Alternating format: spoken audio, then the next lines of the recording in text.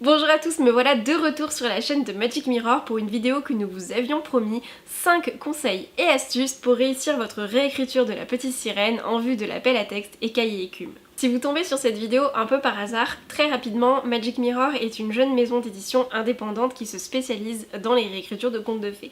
Il y a quelques mois, nous avons lancé l'appel à texte écaillé écume en vue d'une parution autour de la petite sirène. Cet appel à texte prendra fin le 25 mai, c'est donc le moment de donner quelques conseils et quelques astuces aux auteurs qui se sont lancés dans l'aventure. On attaque tout de suite par le premier conseil qui n'est pas des moindres et qu'il est indispensable d'avoir assimilé pour cet appel à texte. Nous recherchons une réécriture de la petite sirène d'Andersen et pas une histoire de sirène. La différence peut vous sembler ténue, mais elle est très importante. Par exemple, un texte qui présenterait un contexte sous-marin avec des personnages de sirènes et pourquoi pas une histoire d'amour entre un être humain et une sirène ne serait pas forcément considéré comme une réécriture du conte original. Pour qu'il y ait réécriture, il faut que l'on sente que vous avez travaillé à partir du texte d'Andersen.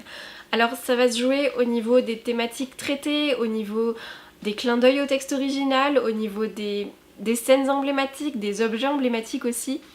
Tout ce que je viens d'évoquer peut évidemment subir toutes les transformations, tous les détournements, toutes les inversions possibles et imaginables. Vous pouvez tout à fait soulever les mêmes questionnements que le conte d'origine et y apporter des réponses ou des résolutions complètement différentes. Vous pouvez inverser les points de vue, jouer sur de nouveaux sens. Vous êtes complètement libre de créer à partir du moment où vous le faites en prenant comme point de départ le texte d'Andersen. Notre deuxième conseil va de pair avec le premier, il le complète et il s'y oppose un petit peu aussi. Surprenez-nous et surprenez-vous. Prenez en compte le texte d'Andersen, mais ne vous y enfermez surtout pas. N'hésitez pas une seule seconde à briser des codes, à aller là où on ne vous attend pas. Ne restez pas accroché au texte d'origine comme une moule à un rocher.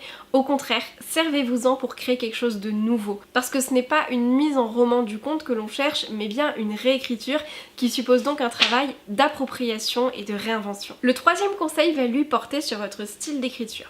Alors ce n'est absolument pas une prérogative, mais avec un thème pareil, il y a de fortes chances que quelques scènes sous-marines se glissent dans votre texte. Si c'est le cas, vous devez être très vigilant à votre vocabulaire et à votre façon d'écrire.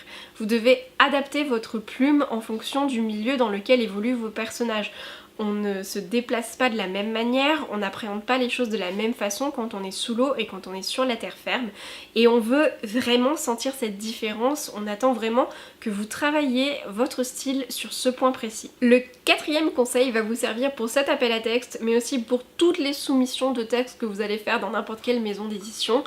Soignez la mise en forme de votre manuscrit. Par là, j'entends d'abord l'orthographe. Relisez-vous soigneusement ou faites-vous relire si besoin, mais c'est primordial.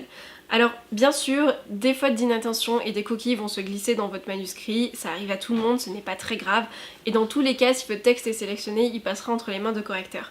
Mais un manuscrit qui présente peu de fautes d'orthographe aura plus de chances de séduire le comité de lecture. Quand on ouvre un manuscrit et que la première page présente 5 ou 6 fautes d'orthographe, ça ne met pas dans de bonnes dispositions pour la suite de la lecture. On a l'impression que l'auteur n'a pas prêté attention à son texte et ça donne pas forcément envie d'y prêter attention à notre tour. Écrire, ce n'est pas seulement inventer de belles histoires, c'est aussi trouver les mots pour les raconter. Aucun acte d'écriture ne peut s'affranchir d'une bonne maîtrise de l'orthographe et de la grammaire, d'autant plus quand certaines fautes peuvent changer totalement le sens d'une phrase. Dans le même ordre d'idées, faites attention à votre mise en page. N'oubliez pas que tout a du sens et que vos sauts de ligne, vos paragraphes, vos chapitres ne doivent pas être placés au hasard, mais doivent servir votre narration. D'un point de vue typographique, restez dans quelque chose de simple et de facilement lisible. Privilégiez une police classique, un écart de ligne moyen et des marges ni trop grandes ni trop petites. Cinquième et dernier conseil qui va aussi dans ce sens, soignez votre renvoi et faites bien attention à respecter toutes les consignes données autour de cet appel à texte, notamment le nombre de caractères requis et les modalités d'envoi. Je terminerai par un petit conseil bonus qui est essentiel mais que l'on a souvent tendance à oublier. Amusez-vous et prenez du bon temps en écrivant, c'est primordial et ça va vraiment se ressentir sur la qualité de votre texte. Comme promis, je vais maintenant répondre aux quelques questions qui nous ont été posées sur Facebook et je commence par celle de Melinda qui nous demande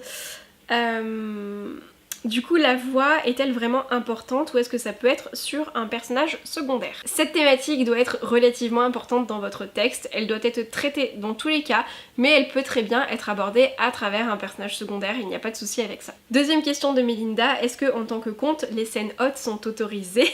Les scènes hautes, oui, pourquoi pas, à partir du moment où elles servent l'intrigue et où elles ne sont pas là juste pour faire hot, et à partir du moment où elles restent ponctuelles puisqu'il ne s'agirait pas d'entrer dans la catégorie de la littérature érotique. La prochaine question nous vient de Ongoa et elle nous demande à quel point peut-on s'éloigner du conte, un peu beaucoup, si on revisite le conte dans un monde SF par exemple, est-ce que c'est possible? Eh bien vous pouvez vous en éloigner autant que vous voulez du moment qu'il subsiste un petit lien avec le conte d'origine.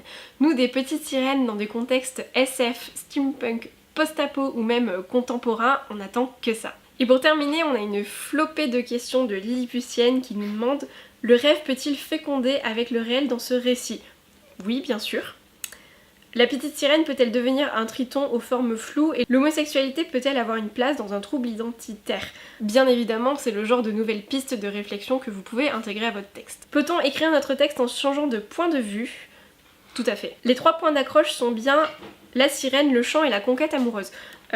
Ils peuvent l'être, mais ce n'est pas obligatoire. On attend seulement que vous traitiez la thématique du langage et de la communication, et en effet, cela peut passer par le chant. Et j'allais oublier la toute dernière question. Question de curiosité, nous sommes combien à participer? Vous êtes nombreux à travailler en ce moment, on reçoit presque tous les jours des questions par mail ou par message privé concernant cet appel à texte. En revanche, concrètement, aujourd'hui, nous n'avons reçu qu'une seule participation, mais en même temps, c'est normal, il vous reste à peu près 2 mois pour finaliser votre texte. J'espère que cette vidéo aura pu vous aider d'une manière ou d'une autre. Quoi qu'il en soit, nous restons tout à fait disponibles pour répondre à toutes vos questions par mail comme on le fait déjà, donc n'hésitez pas à nous contacter si vous avez des interrogations ou quoi que ce soit. Il est temps pour moi de vous laisser et je vous souhaite de merveilleux moments d'écriture.